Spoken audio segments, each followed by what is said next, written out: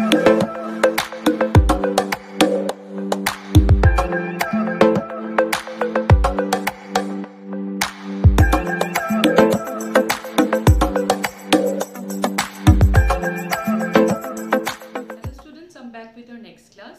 today's class, we are going to discuss a very important concept, that is one gene inheritance or monohybrid cross. So here we'll mainly be discussing the actual experiment performed by Mendel, and here in this experiment you will see that the experiment involves the cross made between two plants which differs from one another by a single pair of contrasting traits. That's why we call it monohybrid cross. Alright, fine. So let's start. So first of all, see, the study of inheritance of single pair of contrasting traits of a character at a time is called one gene inheritance. Alright, now for the experiment. The experiment is very simple and it involves artificial hybridization, that means emasculation and bagging. Okay, so what was actually done, you see, Mendel, already you know that he prepared or he chose 7 characters and 14 contrasting traits, right, to work with, to experiment with. And for those 14 contrasting traits, he already prepared pure line breed. Okay, so first what he did is that he took a pure line tall plant. Say I am taking the character here height. So the traits are tall and dwarf, isn't it? So he took a pure line tall plant and a pure line dwarf plant. Okay, and these were the two plants which will be crossed by artificial hybridization. So we call these two plants to be the parental generation. P here stands for parental generation. Okay, so what will be done here? You know very well. One of the plant which is chosen to be the female plant out of the two. That plant will be emasculated and then immediately its flowers will be covered. That means bagging will be done. And then whichever plant has been chosen as the male plant, okay, from that plant the pollen grains will be collected and it will be transferred to the stigma of the female plant. That's how we will be obtaining a desired hybrid that has been formed out of the two desired or chosen plants, isn't it? So by emasculation and bagging, the pure line tall and pure line dwarf plants were crossed by Mendel. Okay. Now by crossing them both, of course the seeds will be obtained, isn't it? After the hybridization is done, the plants will now bear seeds. Those seeds will be allowed to grow up to become new plants. These new plants will be referred as first filial generation, F1 generation or first filial generation. And Mendel observed that in the first filial generation all the plants were tall. That means out of the two traits of the parent, only one of the trait was expressed by the offsprings. Alright. Next what he did is that he allowed selfing or self-pollination of the F1 generation. Okay, parental generation is crossed, but F1 generation progeny is self-pollination is done. So by self-pollination, again another set of offsprings will be obtained. These sets of offsprings will be referred as second filial generation or F2 generation. Okay, now in the F2 generation, Mendel found that again, now the offsprings that have been obtained will possess both tall and dwarf traits. The dwarf trait that was kind of hiding in the F1 generation have again expressed itself.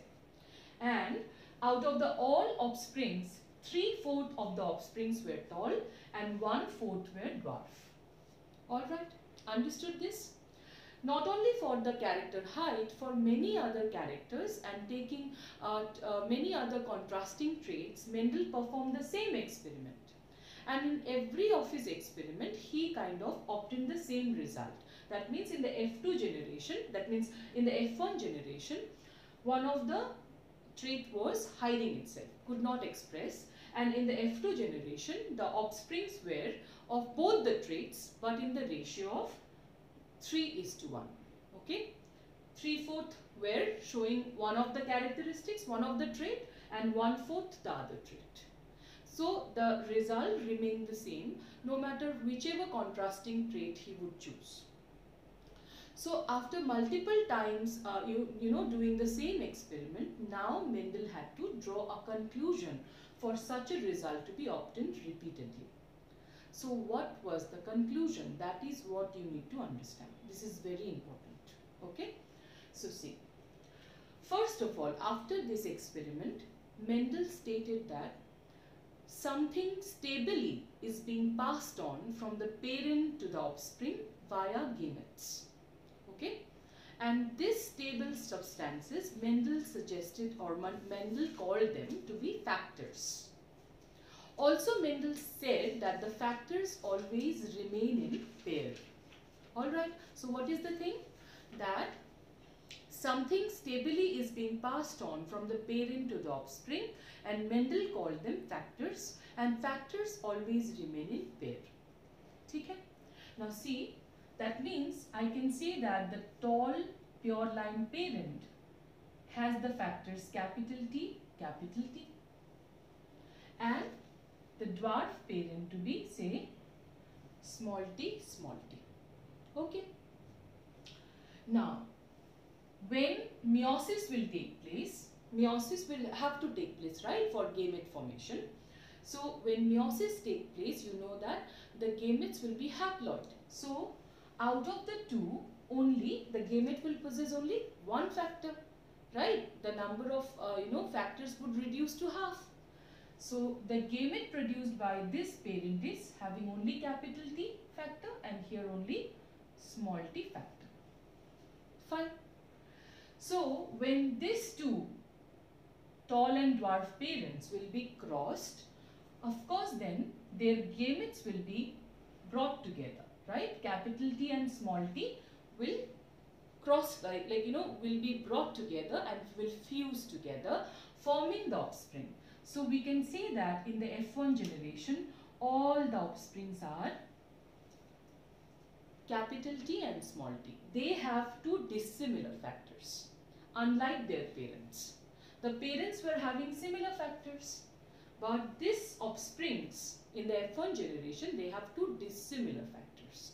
So here you come to know very important terms. Factors always remain in pair, fine. But if an organism have two similar factors in them, then we will call that individual to be homozygous. Like this one is a homozygous tall tree and this is a homozygous dwarf. But all these tall plants where the factors are dissimilar, capital T and small t, we will call such individuals to be heterozygous. Understood? Clear? Now, another important thing. See, when there are two dissimilar factors present in an individual, only one of the factor will be able to express itself and the other will fail to express. Like here, we have the factor for tall as well as dwarf, right? But then the offspring is what? It is expressing tallness. So that means when there are two dissimilar factors present in an individual, only one of them will express itself, the other one won't be able to express.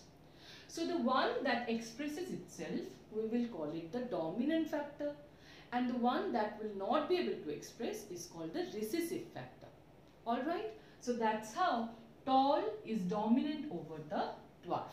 Tall is a dominant factor, whereas dwarf is a recessive factor.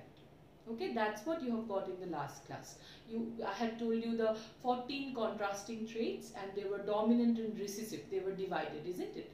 Now you know what is dominant and what is recessive. The one that will express in the F1 generation, that particular trait will be regarded as dominant, and the one that won't be able to express in the F1 generation will be regarded as recessive. Understood? Now, next what is happening, you see. Now, in the F1 generation, this particular progeny were allowed to undergo self-pollination. So capital T small t plant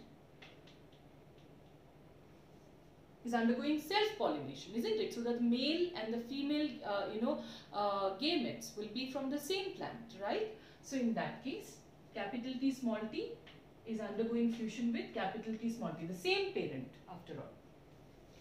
So in that case, see here, the gametes born here will be two dissimilar factors. So there will be two gametes born.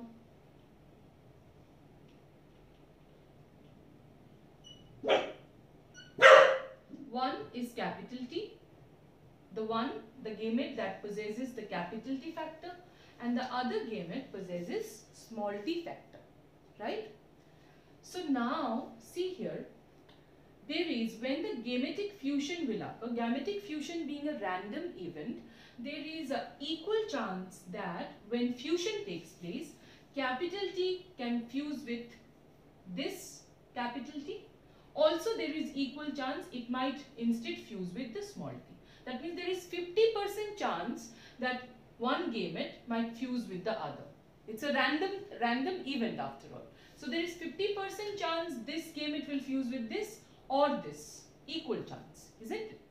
So now let's see what are the different combination of zygotes that can be formed by the fusion or random fusion of the gametes.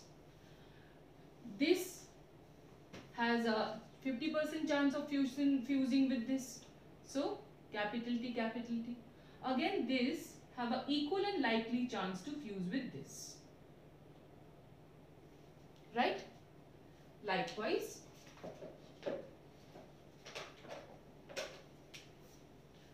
this on the other hand have equal and likely chance to fuse with this, and also an equal and likely chance to fuse with this. Right? So what we are getting, you see, this is a homozygous tall. These two are heterozygous tall, and this is homozygous dwarf, right? So 1:2:1 ratio, right? This ratio is the genetic makeup wise the ratio of the plant. Appearance wise it is not. Appearance wise this plant and this two all are tall. You cannot differentiate between them. But genetic makeup wise they are different. One is homozygous and these two are heterozygous. So we call it the genotype of the F2 generation. The genotype of the F2 generation is 1:2:1. Whereas appearance wise, morphological appearance wise, which we call as phenotype, phenotypically the ratio will be tall is to dwarf, so it will be 3:1. Understood? So by selfing of the F1 generation, in the F2 generation we see that 3/4 of the plants are tall and 1/4 is dwarf. So phenotypically the ratio remains 3:1. But genotypically, if we try to see that when gametes are, what are the type of gametes born by this F1 generation, and when the gametes are being randomly fusing with one another, these are the different types of genetic makeup wise plants can be born. So genotypic ratio is 1:2:1. Understood this?